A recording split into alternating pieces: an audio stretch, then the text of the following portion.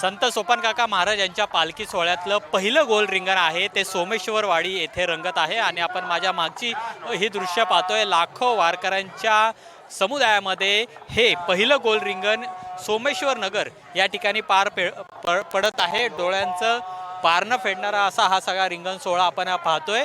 सकाळी निंबूतवाडी येथून संत सोपान काका महाराज यांचा पालखी सोहळा हा बारामतीकडे रवाना झालेला होता आणि आता आपण पाहतोय की या सोमेश्वर नगरच्या काकडे महाविद्यालयाच्या प्रांगणामध्ये हे रिंगण सोहळा आहे तो सुरू आहे।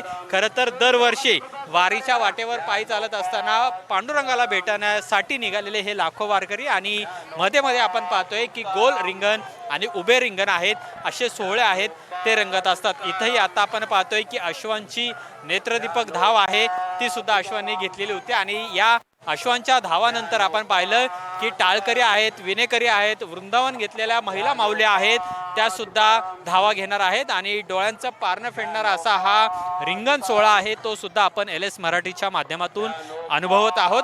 पहिलं हे गोल रिंगण आहे। यंदा सोपान काका महाराज यांच्या पालखी सोहळ्यामध्ये जवळपास 196 दिंड्या सहभागी झालेल्या आहेत आणि 1 लाखाहून अधिक वारकरी आहेत ते पायी चालत पंढरीच्या दिशेने निघालेले आहेत।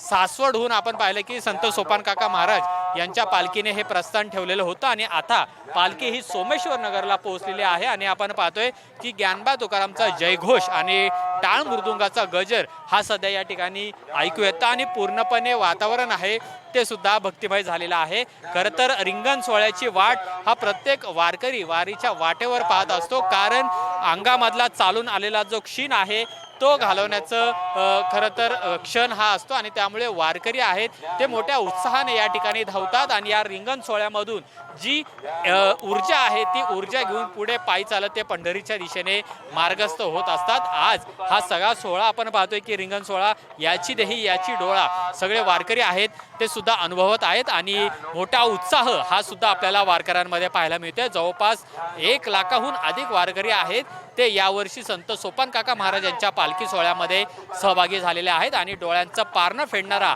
हा रिंगण सोहळा आहे तो या सोमेश्वर नगरच्या महाविद्यालयाच्या प्रांगणामध्ये पार पडतोय।